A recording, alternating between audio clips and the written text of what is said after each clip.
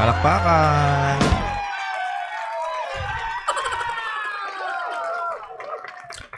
Alright, magandang araw sa inyo mga pare. Kamusta kayong lahat? At ako nga pala si paring RJ. At meron tayong pag-uusapan patungkol dito sa impeachment ni BP Sara. Ito yung impeach na daw si BP Sara ngayon sa House. So, what do you expect, di ba? Ay, talagang mangyayari dyan kasi kalaban nga niya ang House di ba? So, wala silang magagawa. Walang mangyayari dyan kung kung hindi may impeach talaga siya. So, tapos, etong si Castro, tuwang-tuwa sa interview. Syempre nga naman, parang achievement sa kanya yan dahil siyang nangunguna sa mga pa-impeach na kung ano-ano. And yung Congress kahapon, meron silang ginawang hearing na naman. Para dun sa mga fake news nga na nagpapakala doon ng fake news sa yung mga vlogger. Ang tanong nga doon ni Congressman Marcoleta, bakit DDS lang? Bakit yung mga DDS vlogger lang ang pinupuntirya nila? So tiniming nila yung hearing kahapon sa impeachment ngayon ni BP Sara. So para yung ibang vlogger nga naman, para matakot, syempre tatakutin nila. Para hindi makapaglabas ng mga kung ano-anong opinion patungkol dyan sa sinasabi nilang impeachment. Anyway, ito yung lumabas na picture o balita kanina. Ayan, sabi dito, House impeach BP Sara Duterte. So, the House of Representatives has impeached Vice President Sara Duterte after securing 153 or more. Wow. Dito mo makikita yung pagiging yung sinasabi nilang unity team. Dito. Talaga nag-unite sila sa mga kalokohan nila.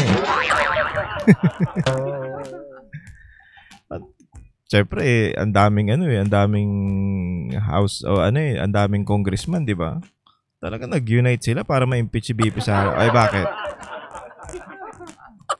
'Di ba? Bakit? Simple lang. Kapalit ang malaking halaga. Di umano. Ito naman yung balita kahapon. Ay, hindi. Tama. Ito yung kahapon. Yan, House Tri-Commission. Tricom hearing, House Tricom hearing on cybercrime and fake news. Talaga naman.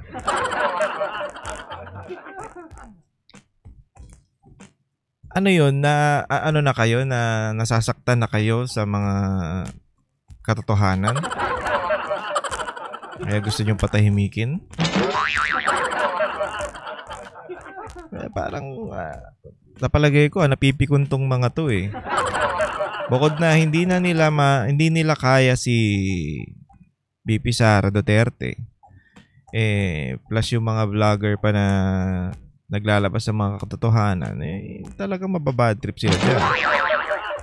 Kasi lahat ng kalokohan nila lumalabas Unlike dati, sa madaling bayaran ng media. Kasi yun lang ang nakikita nating parang nakikita nating balita Unlike ngayon, may social media na. So, lumalabas talaga yung mga baho nila. Ipakita muna natin tong news na to. Ito yung dahilan kung bakit sila galit na galit kay kay BP Sara So, unang-una na dyan, ito si Risa Hontiveros. So, panoorin natin to. I don't approve appreciate this kind of attitude, Madam Chair. Hindi ko rin maintindihan ang ugali ni Senator Risa Ontiveros. Ganun po. Alam mo talaga to si Risa, ano eh. Pero alam ko matagal na tong video na to, yung pinatawag siya sa ano eh. So nakuha lang natin yan, so pinapakita lang natin para makita nyo kung bakit sila nagagalit kay BP.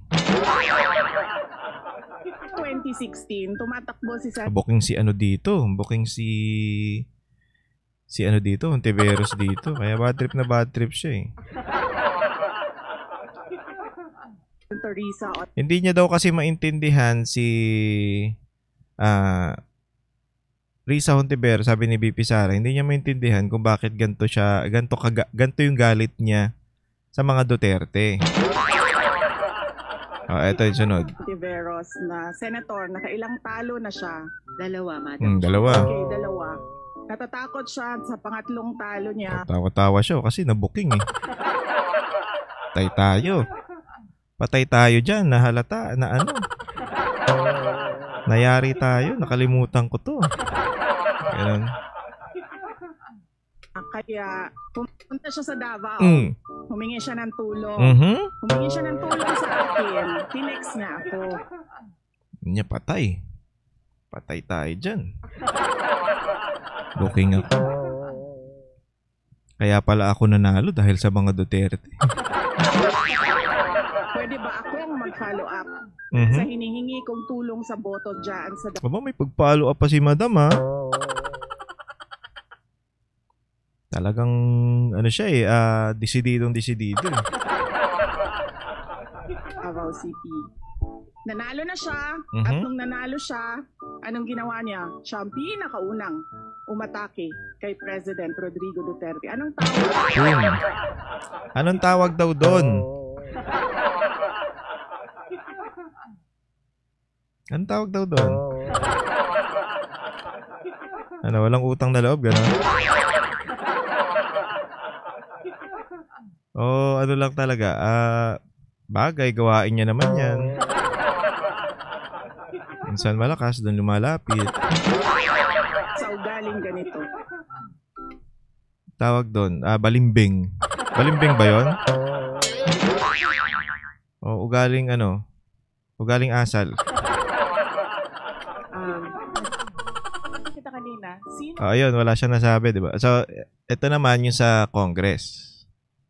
Tignan nyo kung gaano denominate ni BP Sara yung mga longest na congressman na to. Appointing authority.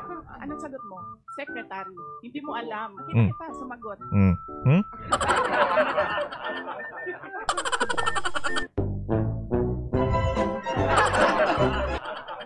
So, ayan yun. Ito yung isa sa mga dahilan kung bakit sila nababad trip kay BP Sara. Kaya gusto nilang i-impeach, 'di ba? Gusto nilang tanggalin. Ito pa yung isa. Ito yung isang video na Sino ang corrupt? ito yung nagalit na si BP Sara last year to eh. Ito yung from nakuha natin tong video na to sa Usapang Balita.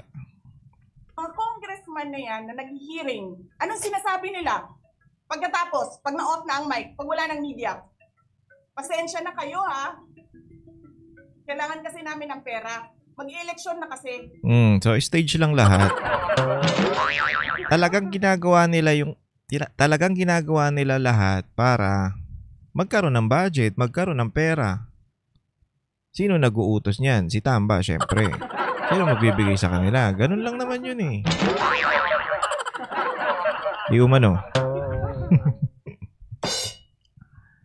So, ayan, yung siniwalat ni BP Sara dito, yung mga ginagawa niyong mga congressman na yan dyan. Meron pa siyang pinangalanan dyan. Sabi kay Sara ha, hindi ko naman gusto tong ginagawa mo eh. Hindi mo pala gusto ginagawa mo eh. Bakit mo sinisira pangalan ko? Joel Chua. Joel Chua. Sir. Talagang ipagpapalit yung dignidad sa sa pera ano. Talagang wala talagang Okay lang 'yan kahit Gagawin namin to kasi trabaho lang, ganun. Ewan ko sa mga congressman na to. Ang lulupit.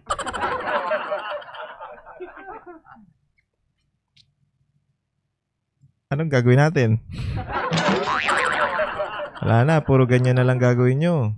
Kung saan kayo kikita, kung saan kayo magkakapera, talagang doon kayo didiskarte. Anyway, nakikita naman ng mga Pilipino yung ginagawa nyo, kaya sila nagagalit sa mga vlogger. Kasi lumalabas yung baho nila. Tinanong ko, nagsinungaling ba siya? Anyway, tapos na yan. Pinakita ko lang ng konti. Ito yung in-interview to si Castro patungkol doon sa kilig na kilig siya. Ang saya-saya niya talaga dito. Palakpakan. Talagang yung ngiti ni Madam hindi maitago Talagang smile kung smile Ay, Madam, ayusin mo naman yung ka dun sa tawag dito sa may parang debate. Ano makapalan yung makeup mo? Parang yung itinatayo dun sa play natin tong video na to. Hindi kami invited, Ayan, pero baka yung majority yun. Tapos, Pero hindi mo lang kami invite. impeachment ba yun? Impeachment yan. Ilayo nyo naman yung camera dyan. Lapit na lapit sa mukha Layo nyo konti. Huwag yung malapit masyado.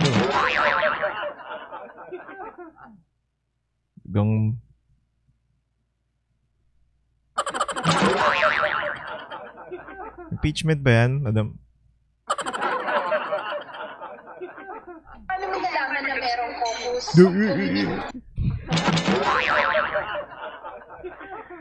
Ayaw niya sanang sabihin, pero nabanggit niya, dulas siya. Ewan ko sa mga na to, animal na to. Excuse me. So, hindi ko kayo invited. Na dinig-dinig lang namin. Posible namang hindi ka in-invite, ikaw yung nangunguna dyan. Ikaw yung push ng push dyan. Kunyari, hindi ka invited. Kukunyari ka pa. Puntahan ka muna. Paano niyo po nasabi na impeachment yun? At pirmahan? May nagsabing official. Ay, ito yata yung kung hindi ako nagkakamali, ito yung bago. Yung bago yung botohan ng impeachment. Bago lumabas. Ito, in-interview siya. Siyempre, alam mo na. Ikaw pa ba? Hindi mo malalaman? Kayo yung may pakananan yan. Talaga malalaman mo na yan. Posibleng hindi, di ba? Official, gano'ng kalaki Official ka? has told you that there's a signature Leader? from the majority. Stolen Malapit there's- sa sorry. Sige, naka-one Can day you na. say it na kayo mismo? What is this meeting about? O anong narinig po ninyo? Sabihin ko na mo. Sabi ko na ba? Bakit, sa palagay nyo, bakit siya tuwan-tuwa? Kasi, eto alam naman ng lahat na convicted itong si Madam Franz Castro. So, once kasi na masira yung credibility ni BP Sara Omo, hindi makaupo si BP Sara Omo, hindi siya makatakbo sa 2028, ay di absuelto siya. Kasi alam ko, parang pakiramdam ko sisiguraduhin ni BP Sara na makulong to. Ito, dapat naman talagang makulong kasi convicted Ito, totoo to Hindi to, hindi to chismis Alam natin lahat yan, na convicted yan. So, bakit pa siya nandyan? Yun ang tanong ng marami. Bakit pa siya nandyan? Anong karapatan niyang maglingkod sa bayan kung meron siyang convicted siya. Di ba? Kung nga alam ba, ewan ko. Pilipinas kasi, bukod sa, pag nasa, tama ba? Naka-immunity. Oh, parang naka-immunity nga siya. Pero, kaya siguro, gusto niyang, kaya, todo suporta siya dun sa boss nilang si Tamba. Kasi once na si BP Sara ang umupo ng presidente, tapos kayo lahat dyan. Mga katarantaduhan nyo dyan, di po pwede. Kayo po. Ano po yung narinig? Uy! Palakpakan! Yes, madam, natupad na yung natupad na yung pangarap niya. Talagang di niya mapigilan yung sarili. Mapikit-pikit pa eh. Ilayo niyo yung Ilayo niyo yung camera sa susunod ha. Masyadong focus sa focus yung mukha ni madam. Sino mo nag-video dyan? Parang naghahanda yata ang majority doon sa ipipresent mamaya about impeachment. So I have to verify pa nga kung ano yung impeachment complaint na yon. Is it 1, 2, or 3? Yan. May nalang kayo? Or 4? Or 4. Ah. But the official. Gawin nyo ng 5. Gawin nyo ng 5. 1, 2, 3, 4, 5. Talaga namang para ma-push na yung trip nyo. Gawin nyo ng 5. Yes, he or she has signed the impeachment. Hindi ko pa nakita. Hey! Pakunwari ka pa. Eh, alam nyo naman lahat yan. Ilang bilang na po.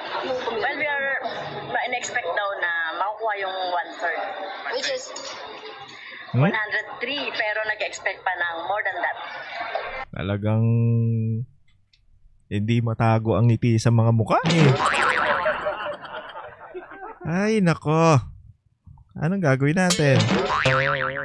So, tapos, ang ginagawa nila, maghihirig sila para pigilan yung mga naglalabas ng katotohanan. Binabansagan nilang fake news eh, para, syempre, para mas maligtas sila, mas safe sila. Wala yan. Fake news yan sinasabi na yan. Tapos may nakita akong balita, parang si Dan Fernandez asampahan ng kaso. Kasi nga, dun sa sinabi niya, I'm not sure pero palagay ko dun sa sinabi niya na na yung pinakita natin nung nakaraan yung mamimigay siya ng pera. Parang dun yun. Tumuloy-tuloy kumilik ha. Huwag nyo lang basta huwag lang basta salita ng salita. Dapat i-push nyo yan. Tsaka yung isa pa, si Trillanes isama nyo na yan. Isa pa yan. So, mga kababayan, mga pare, anong masasabi nyo sa sa pangyayaring ito? Talagang wala na talaga silang gagawin kung hindi sirain ang mga Duterte. Ang gawin sa mga Duterte ay mawala sa posisyon, para nga naman sila na ang mga muno dyan. Kasi tinik sa kanila yan eh. Si BP Sara, hanggat hindi nawawala yan dyan. Inaano nila yung confidential fund nga. Hanggang ngayon, hindi naman nila mapatunayan kung saan nila dinala. So, yung ibang mga tanga na naniniwala, ewan ko na lang sa inyo, ha? Meron pa silang pinalabas na fake news dyan sa nagta-traffic, sobrang traffic daw sa Davao. Tapos, makalalaman-laman, edited lang pala yun. Dami yung budget sa mga ganyan. Ha? So, anong point dito? Ang mangyayari kasi dyan, ito sa palagay ko lang naman. Sa palagay ko lang naman ito. Si Cheese, di ba? Alam ko, nasabi ko na to eh. Si Cheese Escudero is Senate President ngayon. So, tropa nila yan. Nakasama yun dun sa pumirma sa may Baycam eh. So, hindi. Ito muna. Bigla ko lang naisip.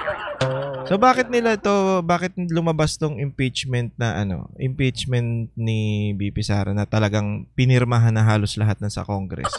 Para may akyat na doon kay Tamba. Kasi, yung balita nung nakaraan, yung sa Bicam, yung mga, anong tawag dito, yung mga blanco, na ano kasi yun, umaangat, naririnig ng lahat, nakikita ng lahat. Ngayon, para mawala yung issue na yun, para mabura yung issue na yun, ang gagawin nila, gagawa sila ng bagong issue na mas maingay. Huwag kayong magpapalin lang. Gumagawa sila ng paraan para mabura yung issue nun sa Bicam. Ganun lang yun. Diba? Ganun kasimple ang Ay, nako. Sabi ko sa inyo. Diba? Yung sa Bicam, mainit kasi yung issue na yun eh. Diba? Yung nagpirmahan sila yung mga kongresista dyan. Ngayon, para mabura yung issue na yun, ang gagawin nila, gagawa sila ng panibagong issue tungkol kay BP Sara. Kaya nga nagalit sila sa sa mga vlogger eh. Kaya meeting sila dun. Ay, sila eh. Nag-hearing sila eh. Kasi nilabas ng mga vlogger na yung patungkol dun sa patungkol dun sa Bicam na yun. Nabuking sila ngayon, di ba? Tapos meron pa dyan si Brosas, kung ano nang ine-example mo, hindi kita nabanatan nung nakaraan eh. Tawa ko ng tawa siya. Para kang bata eh. Yung paliwanag mo, ang layo eh. Para kang sino ba yun? Yung sa classroom may batas. Kim Chu. Mas malabo ka pa kay Kim Chu. So, ito tuloy natin yung sinasabi ko kanina. Yung tropa nila yan si Cheese. So, pwedeng pag natanggal si BP Sara, pag impeach nga si BP Sara, kasi hinihintay na lang yun sa sa may Senate eh. So, hindi natin sure kung magtutuloy yan, pero sa palagay ko naman, hindi. Kung posible lang naman to kung possible na matanggal si BP Sara bilang Vice President, ang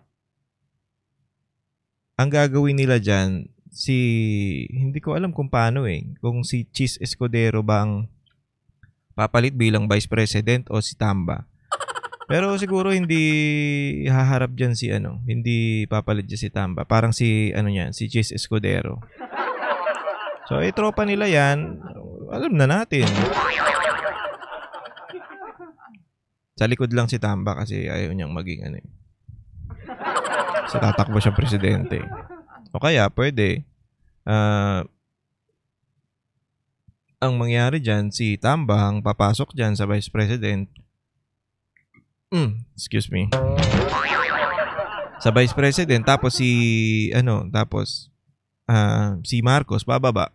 Di magiging presidente na ngayon si Tamba. Tapos pasok ngayon si Cheese Escudero ng Vice President. Hindi ko alam kung posible yun pero naiisip ko lang naman. Bagay, wala namang imposible sa panahon ngayon.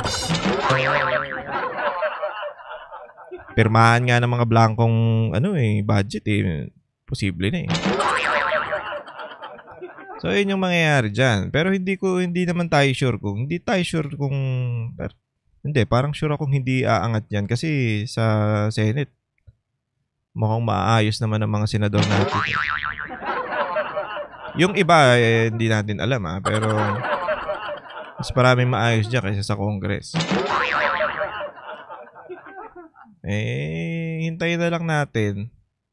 Pero sa palagay ko ang pinaka point lang nitong ginagawa nila kung alam nilang hindi aakyat yan o hindi magpo-push through yan. Lang to, yung mabura lang yung issue nila doon sa Bicam. Ayan lang yan. Kasi mainit na pinag-uusapan di ba? Ganyan pala yung mga yan. Nandun yung mga pangalan nung di yari sila ngayon. So, ipupush nila to. Once na makalimutan, di absuelto na naman sila. Ayun lang yan. Kaya isip-isip kayo, baka nililang lang tayo ng mga yan. Kasi biglang ano yan eh, biglang bumugay ang impeachment na yan. Nung nagkabukingan dito sa may, ano, di ba? Sa may, ang tawag dito? Sa Baykam. So, ganyan ang ano, ganyan ang posibleng plano nila dyan. Ang galing ah. Ang galing nyo ah.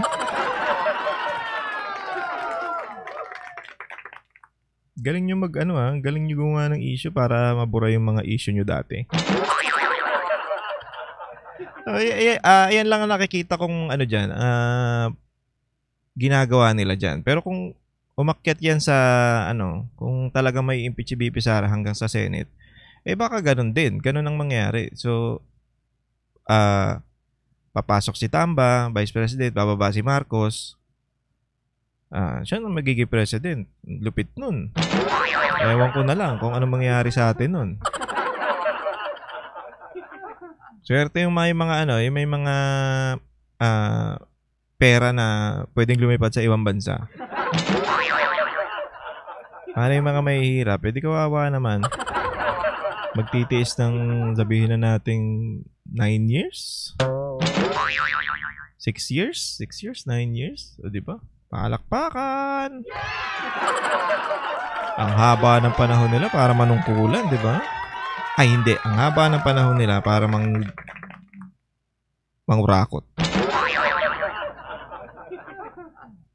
Anyway, mga pare, hanggang dito na lang ang ating video. Maraming salamat po sa inyong lahat. Ako po si paring RJ. Ingat po kayo.